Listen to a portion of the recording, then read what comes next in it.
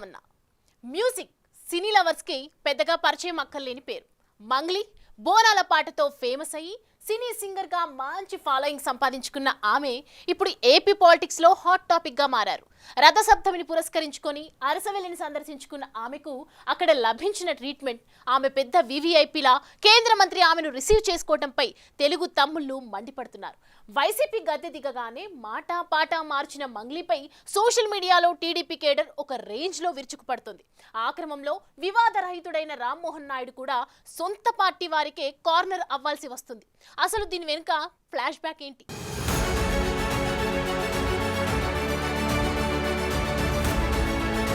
తనకు మళ్లీ జన్మ ఉంటి శ్రీకాకుళంలో పుట్టాలని ఉందంటూ స్టార్ సింగర్ మంగ్లీ వ్యాఖ్యానించారు. రథసప్తమి వేడుకల సందర్భంగా శ్రీకాకుళం జిల్లా అరసవెల్లి సూర్యనారాయణ స్వామిని సందర్శించుకున్న ఆమె జిల్లా కేంద్రంలో 2 రోజుల పాటు అట్టహాసంగా సాంస్కృతిక కార్యక్రమాల్లో పాల్గొని తన పాటలతో అందర్నీ ఉత్సాహపరిచారు. కేంద్ర మంత్రి రామ్మోహన్ నాయుడిని అన్నా అని సంబోధిస్తూ ఆ అన్న తనకు చెప్పినట్టు శ్రీకాకుళం పుణ్యభూమి అని, మళ్లీ జన్మంటూ ఉంటే సిక్కోలులో పుడతానంటూ భావోద్వేగానికి గురయ్యారు. ఇక్కడి ప్రజల ప్రేమాభిమానాలు ఇది తనకు దక్కిన అదృష్టంగా భావిస్తున్నానని పేర్కొన్నారు. ఈ సందర్భంగా సూర్య భగవానుడిపై అన్నమయ్య రాసిన కీర్తనను మంగ్లీ ఆలపించారు.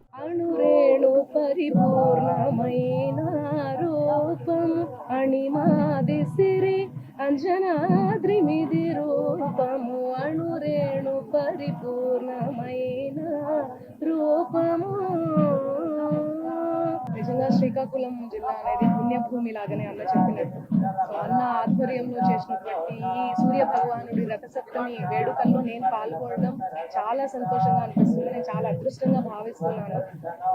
చాలా చాలా లవ్ ని చూపించారు శ్రీకాకుళం జిల్లా అంతా. నేను నెక్స్ట్ వచ్చే జన్మ చెప్తానన్నా కూడా వచ్చే జన్మలో ఇక్కడ పుట్టాలనిపించింది నాకు. అంత లవ్, వాళ్ళ ఆశీర్వాదాలు కానీ వాళ్ళ ప్రేమ అభిమానం చూసి నాకు చాలా ఏడుపు వచ్చేసింది, ఎమోషన్ అయిపోయాను. So thank you so much మీ అందరికీ. Mangli famous singer. ఆమె ఆలయ సందర్శనం చేసుకోవడం, అరసవెల్లిలో కేంద్ర మంత్రి రామ్మోహన్ నాయుడిని ప్రశంసించడం రొటీనే కదా. అందులో ప్రత్యేక విశేషమేముందంటారా?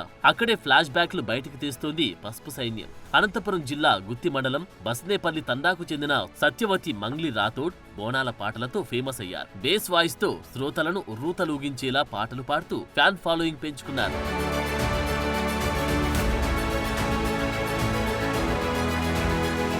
తెలంగాణ జానపద గీతాలతో ఫేమస్ అయిన మంగ్లీ తర్వాత సినిమాలోనూ సింగర్ గా బిజీ అయ్యారు. ఇంకేం పాపులారిటీ వచ్చేసింది కదా అని వైసీపీలో చేరిపోయారు. ఎన్నికలు మరో 1.5 ఏడాదిన్నరలో ఉన్నాయనగా అప్పటి ముఖ్యమంత్రి జగన్ కీలక నిర్ణయం తీసుకున్నారు. మంగ్లీకి ఎస్వీబీసీ ఛానల్ సలహాదారుగా నియమిస్తూ నిర్ణయం తీసుకున్నారు. ఆ ఏడాది మార్చిలోనే మంగ్లీని ఎస్వీబీసీ సలహాదారుగా నియమిస్తున్నట్లు ఉత్తర్వులు వెలువడగా తర్వాత 6 నెలలకు ఆమె బాధ్యతలు స్వీకరించారు. అప్పట్లో మంగ్లీకి ప్రభుత్వం నెలకు ₹1,00,000 జీతంగా చెల్లించాలని నిర్ణయించింది. ఆమె నియామకం తర్వాత 6 నెలలకు బాధ్యతలు స్వీకరించగానే ఆమెకు టీటీడీ 7 నెలల వేతనం అంటే 7 లక్షలు ఒకేసారి చెల్లించడం వివాదాస్పదమైంది. అలాగే ఎలాంటి ఆధ్యాత్మిక నేపథ్యం లేని మంగ్లీని ఎస్వీబీసీ ఛానల్ సలహాదారుగా నియమించడం తీవ్ర విమర్శల పాలైంది. రాజకీయాలతో సంబంధం లేని ఆధ్యాత్మిక పదవిలో ఉన్న ఆమె ఎన్నికల్లో ప్రచారం కూడా చేశారు. ఫ్యాన్ స్విచ్ నొక్కమని పాటలు కూడా పాడారు. డప్పుగట్టు సీనన్న తరువు దత్తరిల్లాలా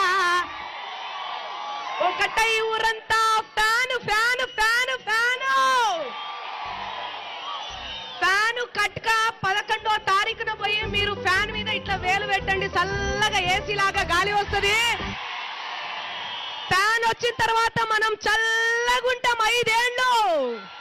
సినీ ఇండస్ట్రీకి చెందిన ఇంకొందరు నటులకు కూడా జగన్ కీలక పదవులు కట్టబెట్టారు. నటుడు పోసాని కృష్ణమురళిని AP film development corporation chairman గా నియమించారు. అలాగే ప్రముఖ కమీడియన్ అలీని ఏపీ ఎలక్ట్రానిక్ మీడియా సలహాదారుగా చేశారు. తర్వాత మంగ్లీని ఎస్వీబీసీ ఛానల్ సలహాదారుగా నియమించారు. పోసాని కృష్ణమురళి ఎన్నికల టైంలో టీడీపీ జనసేనలపై ఒక రేంజ్ లో డైరెక్ట్ గా చెలరేగిపోయారు. కానీ మంగ్లీ టీడీపీ అధినేత చంద్రబాబు విషయంలో రియాక్ట్ అయిన తీరుని పార్టీ శ్రేణులు ఇప్పటికీ మర్చిపోలేకపోతున్నాయట.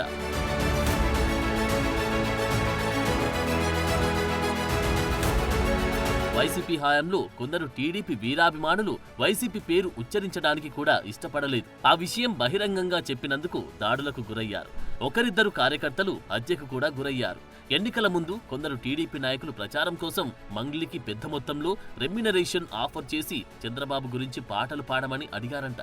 అయితే ఆమె తన నోటితో చంద్రబాబు పాట పాడేది లేదని తెగేసి చెప్పారంట.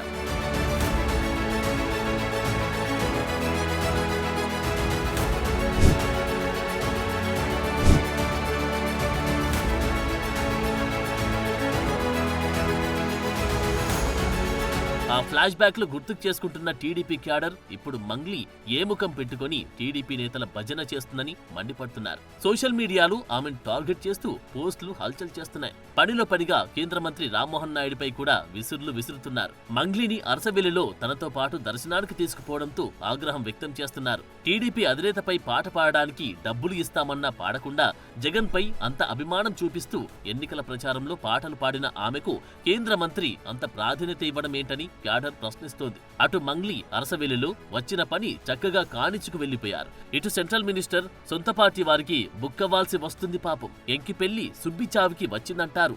ఇదేనేమో.